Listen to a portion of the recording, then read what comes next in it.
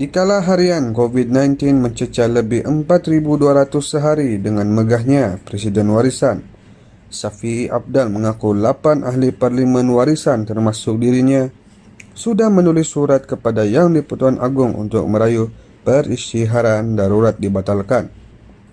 Sebenarnya maksud Syafiee Apdal itu bukan merayu, tetapi dalam arti kata sebenarnya mengarah atau mendesak Yang di-Pertuan Agong membatalkan perisytiharan darurat itu. Anggapan biasa warisan yang dimainkan di laman sosial sekarang, Agong tidak bijaksana kerana dinasihatkan oleh Muhyiddin PM. Ahli Parlimen sempurna itu berkata, walaupun Perlembagaan Persekutuan membenarkan perisytiharan darurat atas alasan keselamatan negara, Perintah Kawalan Pergerakan PKP adalah langkah terbaik dan mencukupi untuk menangani penularan COVID-19. Jika anda lihat negara lain, mereka menggunakan langkah seperti PKP untuk membendung virus itu, katanya selepas meninjau rumah penduduk yang rosak akibat ombak tinggi di kampung Tanjung Aru Baru. Saya tidak fikir ia adalah masa yang sesuai untuk melaksanakan darurat. Itu kata Syafiee Apdal. Darurat PKP bubar DUN. Ketika Syafiee Apdal sebagai Ketua Menteri Sabah membubarkan DUN Sabah penghujung Julai tahun lalu, walau dinasihat berkali-kali tidak pernah terfikir pun Syafiee tentang pelaksanaan PKP atau tidak PKP. Penularan penyakit malah sanggup berani mati menghadapi wabak itu. Hasilnya sangat lumayan. Kesan PRN itu sehingga sekarang pun masih berbekas sehingga hari ini. Bilangan kes harian Sabah masih berada di kedudukan kedua, ketiga atau keempat setiap hari.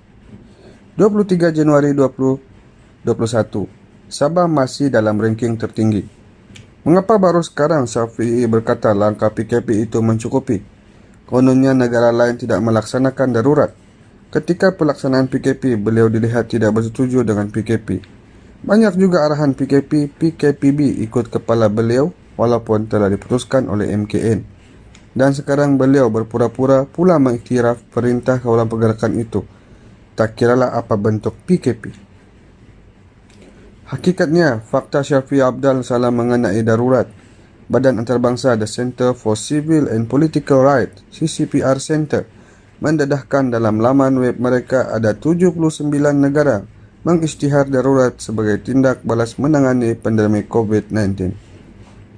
Ini termasuk Australia, Indonesia, Finland, Brazil, Itali, Spanyol, Afrika Selatan, Libya, Filipina, Thailand, Argentina dan Jordan. Jadi apa masalahnya dengan Malaysia jika mengisytiharkan darurat memerangi COVID-19? Ia perkara yang sama mengawal COVID-19. Malaysia sebelum ini menggunakan Akta 342 iaitu Akta Pencegahan dan Pengawalan Penyakit Berjangkit 1988. Tapi Malaysia perlukan lebih dari sekadar Akta 342 iaitu darurat. PH tidak pernah terfikir guna Akta 342. Persoalannya, mengapa Menteri Kesihatan PH dahulu Dr. Zulkifli tidak terfikir menggunakan Akta 342 ini atau menganjurkan Perintah Kawalan Pergerakan?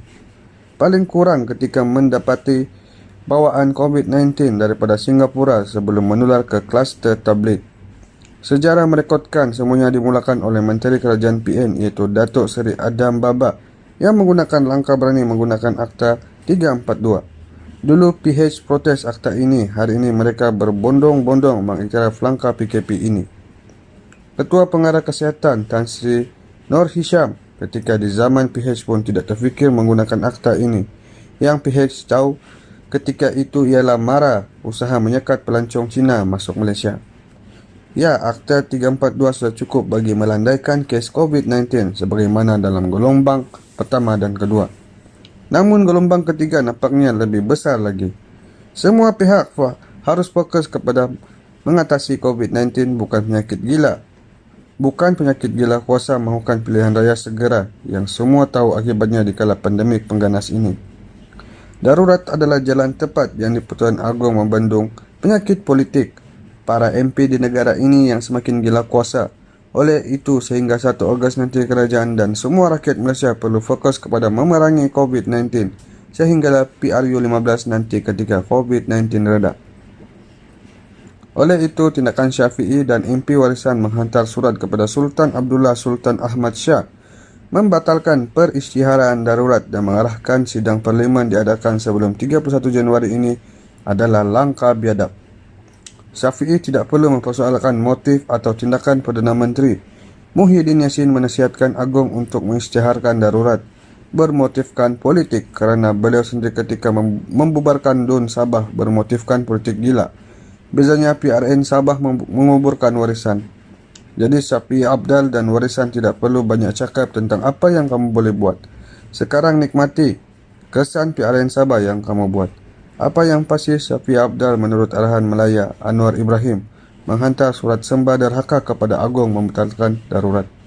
Ini bukan kali pertama cubaan Syafi'i dan warisan derhaka kepada Agong. Mereka kata hormat tetapi hakikatnya mereka mempersenda Agong. Antara isu ialah usul undi tidak. Ini bukan kali pertama. Isu ialah usul undi tidak percaya terhadap PM Muhyiddin dan juga tidak menyokong belanjawan 2021 walaupun Agong menasihatkan agar fokus kepada rakyat.